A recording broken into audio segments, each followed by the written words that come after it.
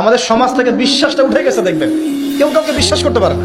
স্বামী তার স্ত্রীকে বিশ্বাস করে না। এই শহরে বহু স্বামী আছে এই শহরের, স্ত্রীকে বিশ্বাস করে না, কারণ জানে যে আমি বাইরে গেলে ফোনে অনেকগুলা বেটার সাথে লাইন মারে। স্বামী খুব ভালো করে যায়। এ কারণে দেখা যায় স্বামীও বাইরে আবার কয়েকটা একাধিক ওই যে বলবো উপস্ত্রী উপপত্নী জোগাড় করে রেখে দিচ্ছে।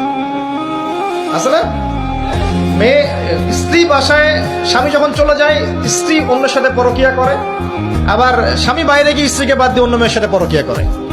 এই জিনিসটাই শহরে বেশি রকম। বলেন, লজ্জা করেন না, সত্যি কথা বলেন, এটা বেশি না কম?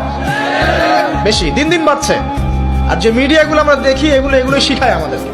পরকিয়া শিখায় না? পরকিয়া শিখায়।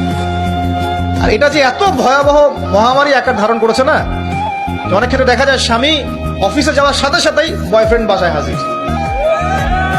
এই যে বাক্সে বাক্সে বন্দি জীবন বললাম, বাক্সে বাক্সে বন্দি ফ্ল্যাটের ভিতরে তো ঢুকলে আর বোঝা যায় না ভিতরে কি হচ্ছে।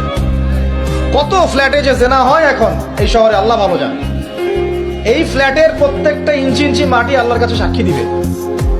যেখানে যে মাটিতে বসে অবিবাহিত যুবক যুবতী জেনা করেছে আর বিবাহিত যুবক যুবতীরা এবং এই স্বামী স্ত্রী জেনা করেছে, এর ইঞ্চি ইঞ্চি মাটি আল্লাহর কাছে কথা বলবে। এর ইঞ্চি ইঞ্চি মাটি আল্লাহর সামনে কথা বলবে। ইয়াউমা ইযিন তুহাদ্দিসু আখবারাহা, সেদিন ইয়াউমা ইযিন, সেদিন তুহাদ্দিসু আখবারাহা, জমিন তার খবর বলবে আল্লাহর কাছে। জমিনের কোথায় কোন পাপ হয়েছে সব বলে দিবে।